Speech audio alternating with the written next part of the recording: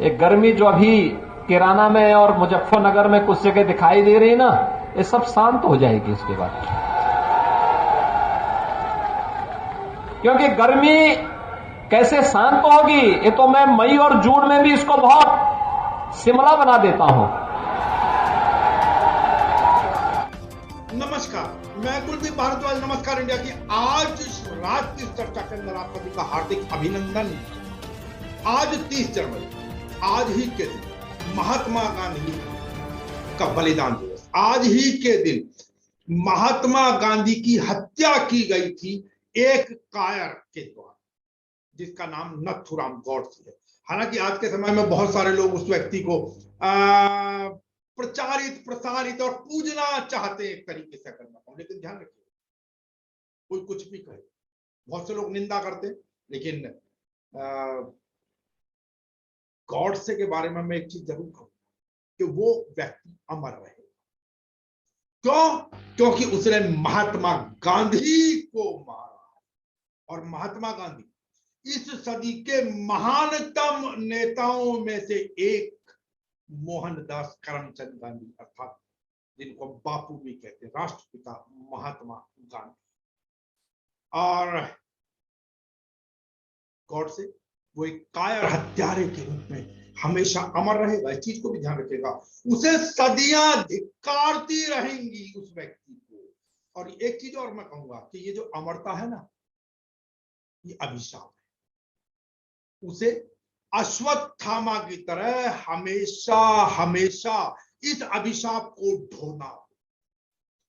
तो बापू, आपको बारंबार नमन, कोटिस नमन, बारंबार नमन करता हूं बापू।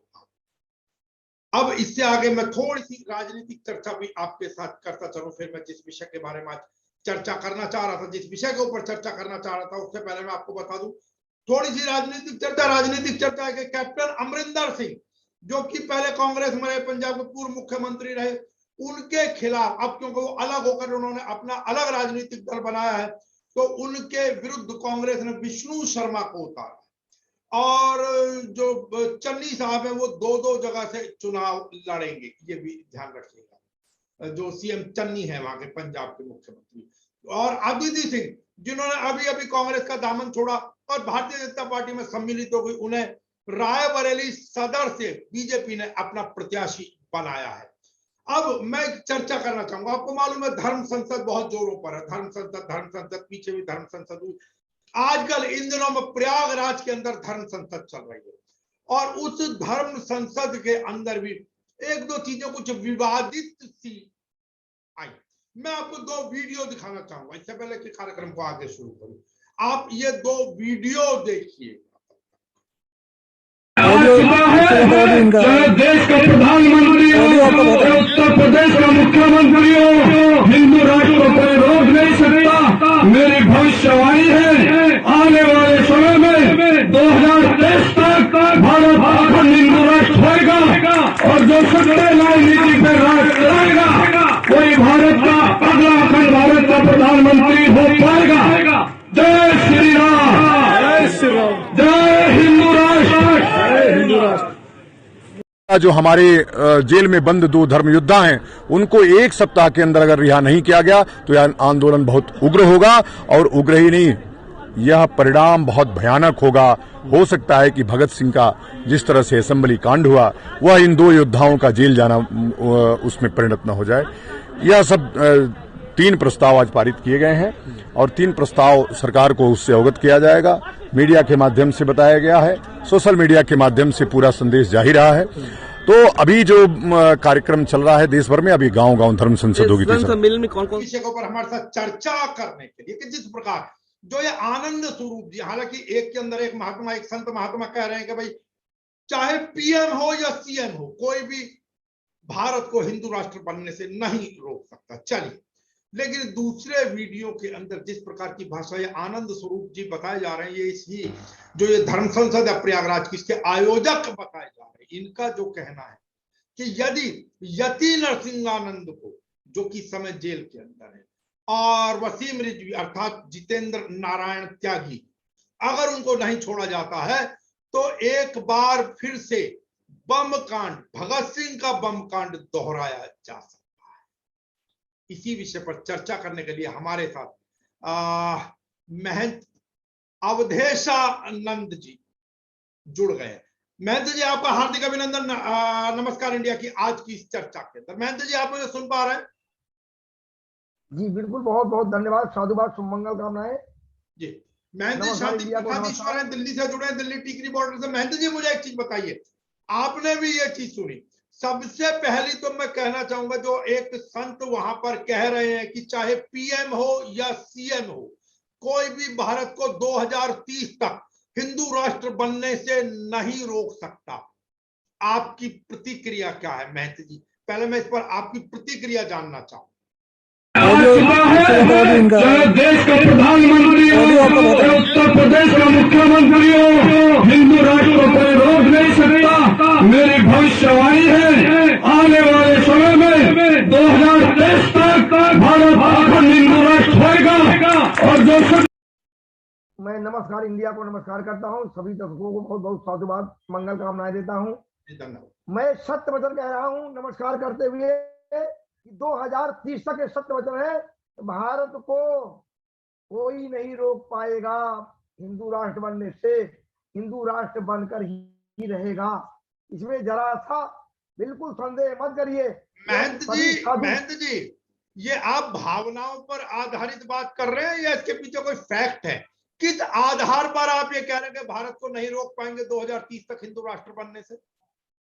भाई, अब की जो है हमारी जो मोदी सरकार है, ये पूरी बहुमत के साथ आ रही है, भारतीय जनता पार्टी, और ये हमारे हर प्रदेशों में मुख्यमंत्री होंगे। जो हमारे हर प्रदेशों में मुख्यमंत्री होंगे तो ऑटोमेटिक भारत को हिंदू राष्ट्र बनने से कोई रोक नहीं सकता है। ठीक है, ये मेरे अपने मन के विचार हैं। मन के विचार आधारित नहीं है। कुल मिलाकर मोदी जी के बाद जिस प्रकार कहते हैं ना, अभी मथुरा काशी बाकी है, कुल मिलाकर उसी प्रकार की बात हो गई कि अयोध्या कर दिया और अब आप हिंदू राष्ट्र की बात करें। हालांकि इसके पीछे मैं एक चीज बड़ी स्पष्ट कर दूं, इसके पीछे कोई तथ्यात्मक चीज तो फिलहाल नजर नहीं आती है, पर चलिए अपनी अपनी भावनाएं हैं और भावनाओं पर आधारित ही महंत अवधेशानंद जी के विचार, इन्होंने अपने व्यक्तिगत विचार व्यक्त किए। अब महंत जी, मैं दूसरी चीज के ऊपर आता हूं। चलिए, ये आपकी भावनाएं हैं, भावनाओं का सम्मान है, सभी की अपनी अपनी भावना। अब मुझे दूसरा बताइए, ये जो आनंद स्वरूप जी हैं, ये जो धर्म संसद के जो आयोजक बताए जा रहे हैं, प्रयाग में जो धर्म संसद है, ये कह रहे हैं, आपने भी बेहतर तरीके से सुना, ये कह रहे हैं कि यदि यति नरसिंहानंद को और जितेंद्र नारायण त्यागी, जो कि पहले वसीम रिजवी हुआ करते थे, उन्हें नहीं छोड़ा गया तो भगत सिंह का बम कांड या असेंबली कांड दोहरा दिया जाए। जो हमारे जेल में बंद 2 धर्म योद्धा हैं, उनको 1 सप्ताह के अंदर अगर रिहा नहीं किया गया तो यह आंदोलन बहुत उग्र होगा, और उग्र ही नहीं, यह परिणाम बहुत भयानक होगा। हो सकता है कि भगत सिंह का जिस तरह से असेंबली कांड हुआ, वह इन 2 योद्धाओं का जेल जाना उसमें परिणत न हो जाए। पहले आप इस पर प्रतिक्रिया दे दीजिए, फिर मैं आप पे चर्चा करता हूँ। मैं इससे सहमत नहीं हूं। जो हमारे आज प्रयाग में धर्म संसद बैठी और हमारे यति नरसिंहानंद महाराज जी, जो जूना अखाड़े के महामंडलेश्वर है, अजितनंद जी, इनको सरकार से मेरी अपील है, इनको जल्द से जल्द इनको रिहा किया जाए, नहीं तो हम सभी संत मिल करके जो है आंदोलन करेंगे। लेकिन जो रही बात बम कांड भगत सिंह वाली की, उसमें मैं सहमत नहीं हूं, क्योंकि हम शांति का वातावरण चाहते हैं, शांति चाहते हैं। मतलब आप उनकी इस भाषा से, इन शब्दों से सहमत नहीं? नहीं, मैं इससे सहमत नहीं हूं कि भगत सिंह का दोबारा दोहराया जाए। हाँ, हम लोग जो है आंदोलन करेंगे। आंदोलन अलग विषय, मैं आंदोलन की तो बात ही नहीं कर रहा। हालांकि उन्होंने जिस प्रकार एक वर्ग विशेष की महिलाओं के विरुद्ध आपत्तिजनक टिप्पणी की, उस विषय के अंदर वो जेल में थे। वो चाहे वसीम रिजवी को छुड़ाने के लिए आंदोलन कर रहे थे, जो भी कुछ है, चलिए वो आपका एक व्यक्तिगत वो अलग विषय हो गया। आज उस विषय के ऊपर हम चर्चा नहीं करना चाहते। हालांकि ये भी कोई बात नहीं होती है, आप किसी भी धर्म विशेष की महिलाओं के विरुद्ध कुछ भी आपत्तिजनक टिप्पणी करते रहे। लेकिन अब दूसरा बात यह, जिस विषय के ऊपर आज हम चर्चा करना चाह रहे हैं आपसे, वो यही है कि आनंद स्वरूप जी जिस प्रकार की भाषा का प्रयोग कर रहे हैं, अब आपने भी स्पष्ट कह दिया कि नहीं, आप सहमत नहीं है इस प्रकार की भाषा से, तो इसका मतलब क्या उनके विरुद्ध कोई कानूनी कार्रवाई की जानी चाहिए? देखो, वो जो कह रहे हैं भावनाओं से कह रहे हैं और हमारे विचार से सत्य कह रहे हैं, क्योंकि हम लोगों के अंदर आक्रोश है, क्रोध है कि सरकार जो कर रही है गलत कर रही है। मगर सरकार गलत कर रही है तो आप बम गिराएंगे, आप असेंबली में बम गिराएंगे उत्तराखंड की? नहीं नहीं नहीं, बिल्कुल नहीं, बिल्कुल नहीं, मैं इससे सहमत नहीं हूँ। चलो मुख से निकल गया है वो अलग की बात है, अगर आप हम सरकार से साहब अगर यही मुख से किसी और के निकल गया होता तो अब तक आप लोग पता नहीं क्या हाहाकार मचा देते इस बात को लेकर। लेकिन अगर आप सहमत नहीं है, आप अगर महंत जी ये करें कि उन्होंने गलत कहा, तो फिर तो कानूनी कार्रवाई बनती है ना, नहीं बनती हो तो कोर्ट डिसाइड करेगा अगर आपके मुंह से निकला है, आपने जानबूझकर कहा है। ना बिल्कुल, चलो मुख से निकल गया उसके लिए क्षमा प्रार्थी है, लेकिन जो सरकार आप क्षमा प्रार्थी है, आनंद स्वरूप तो क्षमा प्रार्थी नहीं हो रहे ना। मुझे बताइए, क्षमा वो कोर्ट में जाकर मांगे, लेकिन उनके विरुद्ध कार्रवाई होनी चाहिए या नहीं होनी चाहिए? नहीं, कार्रवाई तो जो बनता है, कानून तो बनता है, ये नहीं कहता कि नहीं बनता है, बनता है ना, देखो होनी चाहिए ना इस प्रकार की भाषाओं का प्रयोग करने। आप भारत की, आजाद भारत की प्रजातांत्रिक व्यवस्था की एक विधानसभा जब चुने हुए प्रतिनिधि बैठते हैं, वहां पर बम फेंकेंगे। आज का संत क्या, आज संतों को बदनाम करने की बात नहीं होगी क्या? इस प्रकार की भाषाओं से संत समाज बदनाम नहीं होता महंत जी? बिल्कुल गलत है, मैं इसमें असहमत हूँ। उनको ऐसी भाषा का प्रयोग नहीं करना चाहिए, क्योंकि हम संत हैं, अपनी मर्यादा में रहे, मर्यादा को ना तोड़े। हाँ, हम सरकार से अपील करें, सरकार से कहें कि जो गलत हो रहा है गलत ना हो। जी अच्छा संत जी मुझे ये बताइए, महंत जी मुझे ये बताइए, चलिए इस विषय पर और बाद में चर्चा करेंगे। मुझे ये बताइए कि पिछले कुछ समय से संत समाज जो है, जिनको हम संत मानते हैं, जिनका आदर सम्मान करते आए हैं, उनकी भी अनेकों जगहों पर, अनेकों समयों पर जुबान है, अगर मैं आप ही के शब्दों का प्रयोग करूं तो जबान फिसलने लगी है। ये पहले नहीं फिसलती थी, आजकल क्यों फिसलने लगी है ज्यादा? देखो, ये तो बिल्कुल गलत है। हम संत लोगों को अपनी मर्यादा में रखना चाहिए। हम लोग मर्यादा को तोड़ रहे हैं, और काफी संतों की वजह से हम लोग तोड़ रहे हैं, मतलब मान रहे ना, इससे आप बिल्कुल बिल्कुल जो परेशानी का या बदनामी का सामना झेलना पड़ता है। बिल्कुल जो गलत है गलत है, हम कहें या ना कहें सब जानते हैं, पूरा भारत जानता है, पूरे संत जानते हैं, पूरी सरकारें जानती हैं। हम लोगों को थोड़ा अपनी मर्यादा में रहे तो अच्छा है, मर्यादा को ना तोड़े। लेकिन कुछ संत हमारे ऐसा है जो मर्यादाओं का उल्लंघन कर रहे हैं, उनको ऐसा नहीं करना चाहिए। मैं उनसे जो है प्रार्थना करता हूँ। जी, लेकिन महंत जी मेरा सवाल यही होता है कि ऐसा क्यों हो? चलिए आप नहीं तोड़ रहे, आप जैसे बहुत सारे संत, मैं कहूँगा ज्यादातर अभी संत हैं जो मर्यादा में, लेकिन जो बेशक कुछ संत हैं जो मर्यादाओं को अब लांघने लगे हैं, अपशब्दों का प्रयोग करने लगे हैं, गालियों का प्रयोग करने लगे। पीछे आपके यति जी ने भी बड़े अपशब्दों का प्रयोग किया महिला नेताओं के संदर्भ में। तो ऐसा क्या हो गया आज संत समाज? पहले कहा जाता था कि संत से बाकी का समाज जो है वो प्रभावित होता है, लेकिन क्या आज बाकी समाज की जो गतिविधियां हैं उससे संत प्रभावित होने लगे हैं क्या महंत जी? भरद्वाज जी, मैं क्षमा चाहता हूँ। हम लोगों को जो तकलीफें हो रही हैं, इन्हीं मर्यादाओं का उल्लंघन करने से हो रही है। जो संतों की बदनामी हो रही है, हमारे समाज की बदनामी हो रही है, हम लोगों का ही जो है कोई ना कोई गलती है, कोई ना कोई कारण है। तो हम लोगों संतों के प्रति जो है आस्था तो रखते हैं, संत रखते हैं, लेकिन संतों को भी अपनी मर्यादा के अंदर रखे, उचित बात को कहना चाहिए, ना कि जो मन में हो कह जाए तो बोल जाए। ऐसा उचित नहीं है, क्योंकि हम संत ही गलत हो जाएंगे, हमारी समाज कितनी सही रहेगी? हम समाज को क्या दिशा देंगे, क्या दिशा देंगे, क्या शिक्षा देंगे? चलिए, ये कम से कम बहुत खुशी की बात है महंत अवधेशानंद जी कम से कम इस सत्य को तो स्वीकार रहे हैं कि कहीं ना कहीं संतों की जुबान फिसलने लगी है, संत भी मर्यादाओं का उल्लंघन करने लगे या लांघने लगे हैं मर्यादाओं को। और बहुत सीधी सी बात है महंत जी, आपसे ज्यादा कौन जानता होगा, मर्यादा को लांघने का ही कारण था कि सीता जी का, माता सीता का भी अपहरण किया रावण ने, क्योंकि जो लक्ष्मण रेखा लांघी गई। सबको एक किसी न किसी मर्यादा में रहे तो मेरे ख्याल से ज्यादा बेहतर होता है। इस चीज को आप स्वीकार रहे? बिल्कुल बिल्कुल बिल्कुल रहना चाहिए, तभी हम लोगों को शिक्षा दे सकेंगे, दिशा दे सकेंगे, दशा दे सकेंगे। हम खुद ही वो रहेंगे, दूसरों को क्या शिक्षा देंगे बताइए? हम संत ही लोग गलत हो जाएंगे, गलत भाषा का उपयोग करेंगे, तो कैसे हम दूसरों को शिक्षा देंगे, कैसे दिशा बदलेंगे, कैसे देश बदलेंगे? तो महंत जी ऐसे लोगों को रोकने के लिए, हालांकि अभी आप जिन यति नरसिंहानंद जी का समर्थन कर रहे हैं, उन्होंने भी भाषा उनकी भी कोई बहुत ज्यादा ठीक नहीं रही है, अनेकों बार उनकी भाषा इस प्रकार की रही। पर चलिए, अब मैं आपसे ये पूछना चाहूंगा कि जब आपको पता कि आप जैसे लोगों को भी लोग शक की नजरों से या आप जैसे लोगों को भी बदनाम करना शुरू कर देते हैं, तो आप लोग क्यों कोई कदम नहीं उठाते ऐसे, अब मैं तो कहूँ तथाकथित संतों की भाषाओं पर लगाम लगाने के लिए? देखो, मैं यति नरसिंहानंद के बारे में बताना चाहता हूँ। वो हमारे देश के बहुत अच्छे संत हैं और उनको उनके हृदय में दुख है, पीड़ा है। जो ये समाज में हो रहा है, ये गलत हो रहा है, उसको लेकर के बहुत आक्रोशित है वो।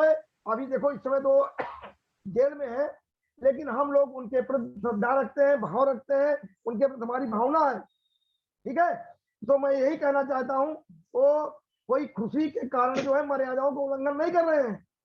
हाँ, लेकिन मैं भी प्रार्थना करता हूँ अगर आप किसी चीज से आहत हो तो आप शब्द कहने लगेंगे, किन्हीं भी महिला नेत्रियों के संदर्भ में कुछ भी कह देंगे, महिलाओं को कुछ भी अपशब्दों का प्रयोग करने लगेंगे आप।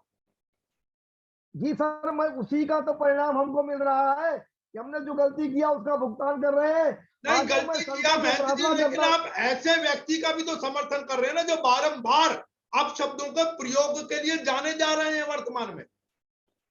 जी देखो, मैं ये कहता हूँ कि मैं एक बार हम सब कोई संत मिलकर के मीटिंग करेंगे, बैठेंगे कि हम उसको अपने संस्कारों को ना भूलें, संस्कार के साथ इस मर्यादा का उल्लंघन ना करें और मर्यादा में रह करके जो बातें सरकार से कहें वो अपनी मांग करें और उसको पूरा करें। तभी हमारा भारत देश, ये हिंदुस्तान जो है आजाद रहेगा, आजाद हो पाएगा। यही मैं संतों से निवेदन करता हूँ और हमें क्षमा प्रार्थी होते हुए, क्षमा याचना करते हुए कहना चाहता हूँ कि हम संतों से मिलकर बैठ करके चर्चा करेंगे कि हम लोग अपनी मर्यादा में रहे, अपने संस्कार को न तोड़े। आपको यकीन है कि वो संत लोग आपकी बात को मान लेंगे? जी मेरे को पूरा 102% विश्वास है। अगर नहीं मानते हैं तो मैं अपना अलग हो जाऊंगा। नहीं, आप अलग, तो फिर आपको ये कदम तो पहले उठा लेने चाहिए थे। और मैं फिर कह रहा हूं, आप एक तरफ कह रहे हैं कि हम लोगों को समझाएंगे, दूसरी तरफ आप उन्हीं यति जी का भी समर्थन कर रहे हैं जो यति जी बारंबार अपशब्दों का प्रयोग करते। देखो, भारत के हमारे अच्छे संत हैं, बहुत अच्छे संत, अच्छे संत जो अपशब्दों का प्रयोग करें, जो नारी के संदर्भ में अपशब्दों का प्रयोग करें, वो बहुत अच्छे संत हैं। भाई देखो, रामचरित मानस में कभी कभी जो है बाबा तुलसीदास ने लिखा क्या है, उधर लिखा शूद्र गवाल ढोल पसनारी सकल ताड़ना के अधिकारी। तो बाबा जी ने भी कहीं कहीं कुछ बातें लिखी हुई है, तो आप मेरी बातों को समझो। नहीं, लेकिन आप लोग तो फिर चर्चा दूसरी तरफ चली जाएगी महंत जी। आपने जो कहा ढोल कवार शूद्र पशु नारी, तो उन्होंने नारी के संदर्भ में तो नहीं कहा। अब इसी चीज को लेकर फिर कंट्रोवर्सी पैदा हो जाती है कि भाई आप तो नारी का अपमान कर रहे हैं, जबकि दूसरी तरफ आप ही लोग व्याख्या करते हैं नहीं, नारी के लिए नहीं कहा, पशु समान नारी के लिए कहा। आप ही लोग फिर उसके अंदर कुछ ना कुछ इधर उधर की जलेबियां पकाते। तो आप अगर उस विषय को लेकर बारंबार, उन्होंने एक बार लिखा जिसका आप लोग स्पष्टीकरण देते देते आप ही के समाज के लोग थके जा रहे हैं, और दूसरी तरफ वो यति जी जो बारंबार इस प्रकार की हरकत कर रहे हैं और उनका आप समर्थन कर रहे हैं, और दूसरी तरफ कह रहे हैं हम ऐसे लोगों का बहिष्कार करेंगे। तो क्या आप यति नरसिंहानंद का बहिष्कार करेंगे? नहीं, मैं उनका समर्थन करता हूँ, करता रहूंगा, क्योंकि इसका मतलब आप उनकी भाषाओं का भी समर्थन करते हैं ना? इसका मतलब हर गतिविधि का समर्थन करेंगे? नहीं, जो भाषाएं हैं जो मर्यादा के खिलाफ है, उन भाषाओं का मैं समर्थन नहीं करता हूँ, उनका समर्थन करता हूँ। अभी तो हमारा देश आजाद हो पाएगा। ये क्यों, अभी क्या गुलाम है आप? नहीं, गुलाम की मतलब अभी आपने इसमें चर्चा किया था कि हम 2030 तक भारत को क्या बनाएंगे, हिंदू राष्ट्र बनाएंगे। अभी तो हिंदू राष्ट्र बनाएंगे हम। तो ऐसा ही हिंदू राष्ट्र की परिकल्पना रखते हैं आप इसी प्रकार के हिंदू राष्ट्र की परिकल्पना करते हैं कि जिसमें महिलाओं के लिए अपशब्दों का प्रयोग हो, जिसमें महिलाओं के लिए बारंबार अपशब्दों का, जिसमें महिलाओं के लिए अपमानजनक और अश्लील शब्दों का प्रयोग हो। ऐसा ही हिंदू राष्ट्र बनाएंगे जब पानी पीने अगर कोई बच्चा है तो आप उसको पीटे, पानी पिलाना तो आपके धर्म के अंदर कहीं ना कहीं पुण्य का कार्य बताया गया है। इसके लिए मैं क्षमा चाहता हूँ। नारियों का सम्मान है, सबसे ऊंचा स्थान है। किसी भी नारी को कोई अपशब्द नहीं कहेगा। वो हमारी माता है, बहन है, बेटी है, देवी है। उस रूप में उनकी हम लोग पूजा करते हैं। तो भारत सरकार से भी प्रार्थना करते हैं वो देखें, वो लोग भारत सरकार के नुमाइंदे हैं, वो हमारी मदद करें भारत को हिंदू राष्ट्र घोषित करने के लिए। हिंदू राष्ट्र बनाने के लिए हिंदू जो है राष्ट्र 2030 का हिंदू राष्ट्र, और हिंदू राष्ट्र में तो उन्होंने चैलेंज कर दिया, ये महाराज जी भी चैलेंज कर रहे हैं उस हिंदू राष्ट्र को लेकर कि भाई चाहे ना कोई प्रधानमंत्री रोक सकता ना मुख्यमंत्री रोक सकता, इसमें संविधान की ताकत तो कुछ नहीं रही। आप लोग कहीं ना कहीं सिर्फ डंडे के बल पर बनवाना चाहेंगे क्या? आप कैसे गारंटी दे रहे हैं? ये मैं बता रहा हूँ, नरेंद्र मोदी जी ने तो कहीं नहीं कहा कि हिंदू राष्ट्र बने। नरेंद्र मोदी जी का मुझे एक बयान दिखा दीजिए आप जिसमें उन्होंने कहा कि हिंदू राष्ट्र बनेगा 2030, 2040, 2050 तक। एक बयान बताइए ना नरेंद्र मोदी जी का। मैं कह रहा हूँ हम सभी संत मिलकर के भारत को हिंदू राष्ट्र घोषित करेंगे, और हमारा जो है संसद, हमारी धर्म संसद जो है किसी गुलाम नहीं है, किसी के सहारे पर नहीं चलती है, किसी की जरूरत नहीं है हमको सरकार की। हम लोग खुद सामर्थ्यवान है, खुद बनाएंगे, एकत्रित होंगे, अंत में क्या होगा? यही होगा। तो मेरा हमारी बात बताइए, क्या करूंगा मैं फिर आपसे, जो मेरा मूल प्रश्न था जिसके लिए आपसे चर्चा की जा रही है, आनंद स्वरूप जी के शब्दों के संदर्भ में आप सीधी सीधी उनकी भर्त्सना करते हैं इस बात की, असेंबली में बम फेंकने वाले भगत सिंह वाले कांड की, जो उन्होंने शब्दों का प्रयोग किया है, ये गलत है। इसका मैं जो है समर्थन नहीं करता हूँ। ऐसे शब्दों को संतों को नहीं बोलना चाहिए। ठीक है मैं, ठीक है मैन जी, बहुत बहुत धन्यवाद आपका नमस्कार इंडिया से जुड़ने के लिए इस विषय पर। नमस्कार। तो ये थे महंत अवधेशानंद जी दिल्ली से। महंत अवधेशानंद जी हमारे साथ जुड़े थे, वो इसी विषय के ऊपर जो चर्चा कर रहे थे। आपको मालूम है कि जो हम दिखा रहे थे आनंद स्वरूप जी के संदर्भ में, जो भी जिस प्रकार की भी भाषा का उन आनंद स्वरूप जी ने प्रयोग किया, उसका नमस्कार इंडिया कड़े शब्दों के अंदर उसकी भर्त्सना करता है, और इसी प्रकार की भर्त्सना महंत अवधेशानंद ने भी हमारे साथ की। तो महंत अवधेशानंद से हमारी ये चर्चा रही, इस विषय के ऊपर मैं आगे कुछ और छोटी छोटी खबरें आपके सामने रख देता हूँ। देखिए हमारे हिंदुस्तान के अंदर कुछ चीजें हो गई, एक जैसे बड़ा कि आप प्लानिंग, देखिए बंदरबाट कहाँ होती है, आप नई नई सड़कें बना देंगे, फ्लाईओवर बना देंगे, मेट्रो चला देंगे, थोड़े दिन बाद उसके बराबर में फिर उसको तोड़ना शुरू कर देंगे, या उस ही सड़क को जो आपने अभी बनाई उसको फिर से तोड़ना शुरू कर देते किसी नई प्लानिंग के नाम पे। ये जो मैं आपको स्क्रीन के ऊपर वीडियो दिखा रहा हूं, हालांकि ये इंदौर का है, लेकिन कमोबेश ये स्थिति हिंदुस्तान में हर जगह है। अभी सड़क बनी नहीं होती है, साल 6 महीने, साल तो होता ही नहीं है, 6-8 महीने बाद उसके बगल में और क्या आसपास फिर तोड़ना शुरू कर दिया जाता है। क्यों? जितना तोड़ोगे ठेके छूटेंगे, ठेके छूटेंगे, कमीशन जाएगा, यही सब कुछ बंदरबाट है। क्या कहेंगे? चलिए अब उससे आगे मैं एक चर्चा आपको और कर दूं। एक चीज और, मैं आपको मालूम, जैसे शुरू में चर्चा की थी कि आज महात्मा गांधी जी का जो बलिदान दिवस है, आज हालांकि राहुल गांधी भी जो कांग्रेस के नेता हैं वो भी राजघाट गए, प्रधानमंत्री जी भी गए, अनेकों नेता गए, लेकिन ग्वालियर में एक हिंदू महासभा का कार्यक्रम हो रहा था, और वहां पर पुलिस वाले सज्जन आए और उनको किस प्रकार मतलब गए, देखे और अपना वापस निकल दिया। देखिए भाषा जरा गौर से सुनिए, मतलब पुलिस की आज की तारीख में कोई वक्त नहीं रहते, अगर इसी प्रकार की भाषा का प्रयोग कोई दूसरा व्यक्ति कर देता तो हाहाकार मचा। भाई साहब नीचे ज्यादा नहीं है, अनुज जी समझ गए शर्मा जी। अब मैं फिर आपसे निवेदन करूंगा कि बेशक दिल्ली सरकार ने या बाकी जगहों पर जो वीकेंड कर्फ्यू था उससे निजात दे दी, बेशक दिल्ली में कम से कम ऑड इवन वाला जो फॉर्मूला है उसको हटा दिया है, लेकिन फिर जो ऑड इवन से जो दुकानें खुलती थी, मार्केट खुला था, लेकिन फिर सावधान रहिए। मैंने पहले भी कहा, खाली प्रधानमंत्री नरेंद्र मोदी जी ने और कहीं कार्यक्रम, एक कार्यक्रम देखिए मैं स्क्रीन पर आपको दिखा रहा हूँ, ये उत्तर प्रदेश के मुजफ्फरनगर का कार्यक्रम है जहां हमारे गृह मंत्री अमित शाह जी भी पधारे हो कार्यक्रम। किसी को मास्क की चिंता नहीं, ये मास्क सिर्फ मेरे और आप जैसे लोगों के लिए है।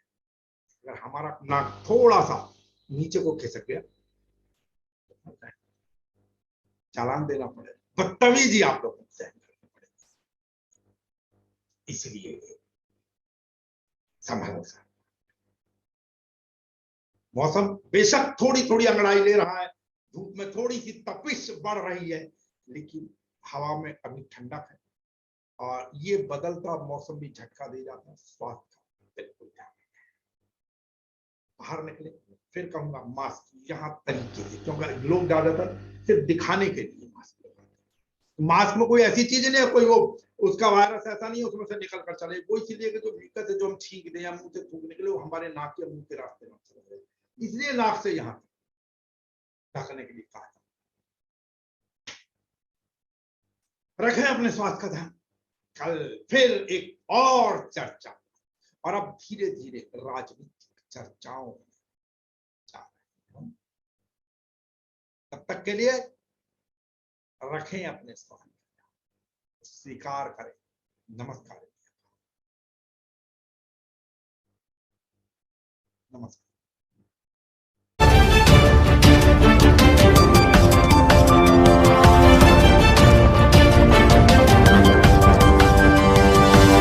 Audio Jungle.